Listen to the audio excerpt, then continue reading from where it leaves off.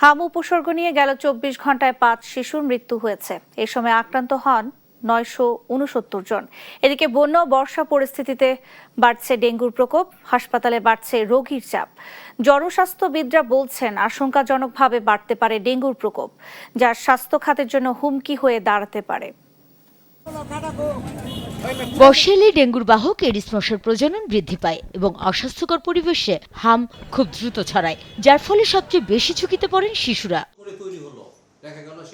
হামের পাশাপাশি ডেঙ্গুর প্রকোপ বাড়ায় রাজধানীর হাসপাতালগুলোতে বাড়ছে রোগীর চাপ। বাংলাদেশ শিশু হাসপাতালে গেল ২৪ ঘন্টায় ডেঙ্গু আক্রান্ত ভর্তি হন ৩ জন, যারা ঘনবসতি অঞ্চল আমিনবাজার ও চিটাগাং রোডের বাসিন্দা। থাকি আমরা চিটাগাং রোড, হেন থাকি হেন থেকে আইসি, সবাই কইছে শ্যামলী হাসপাতাল ভালো, আমরা এই জায়গায় আইসি, আয়া ভালো সবাই পাইছি। বাংলাদেশ শিশু হাসপাতাল ইনস্টিটিউটের পরিচালক জানান, ডেঙ্গুর প্রকোপ সহজে কমবে না, বরং অপরিকল্পিত নগরায়নে শক্তিশালী হচ্ছে এই ভাইরাস। তার গবেষণায় উঠে এসেছে বাংলাদেশে আরো ১০০ বছর ডেঙ্গুর প্রকোপ থাকবে। ডেঙ্গু কিন্তু এন্ডেমিক বাংলাদেশে, ডেঙ্গু বাংলাদেশে আসছে, অন্তত ১০০ বছর থাকবে। আমাদেরকে কি করতে হবে, যে ডেঙ্গুর ডেঞ্জারাস যে হচ্ছে কেন, এগুলি নিয়ে অ্যানালাইসিস করতে হবে। বিখ্যাত ওয়াসা, তাদের সারা বছর কাটাকাটি আছে, রাস্তা কাটা, দেখবেন পানি স্ট্যাগনেন্ট হয়ে থাকে। পুর ড্রেনেজ, এগুলো কিন্তু আপনার ডেঙ্গুর মশার ব্রিডিং এর জন্য একটা আদর্শ ক্রাইটেরিয়া। তবে হামের সংক্রমণ বাড়বে না, বরং নিয়ন্ত্রিত থাকবে বলে মত দেন তিনি। মোর দেন 100% ভ্যাকসিনেশন হয়ে গেছে,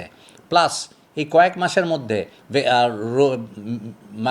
মিজলস হওয়াতে আমাদের দেশে কিন্তু একটা হার্ড ইমিউনিটি ডেভেলপ করে গেছে। হামটা অত্যন্ত কন্ট্রোলের মধ্যে এবং এর তীব্রতা আরো কমে যাবে। হামে আক্রান্ত শিশুরা চিকিৎসা নিচ্ছেন হাসপাতালটির বিশেষায়িত ওয়ার্ডে। বেশিরভাগ রোগী সুস্থ হয়ে উঠছেন। ডাক্তারের কাছে নিয়ে আসছি, টেস্ট দিতে, পরে ডেঙ্গু পজিটিভ। ডেঙ্গু ধরা পড়ছে, পরে আমরা শিশু হাসপাতালে ভর্তি করছি। পরে ভর্তি করছে মতো আমার পোলা সিরিয়াস অবস্থা ছিল, রক্ত পড়ছে গলা দিয়ে। এদিকে গেল ২৪ ঘন্টায় হাম ও উপসর্গ নিয়ে ৫ শিশুর মৃত্যু হয়েছে। এ সময় আক্রান্ত ৯৬৯ জন। সুমনা সুমি, দেশ টিভি, ঢাকা।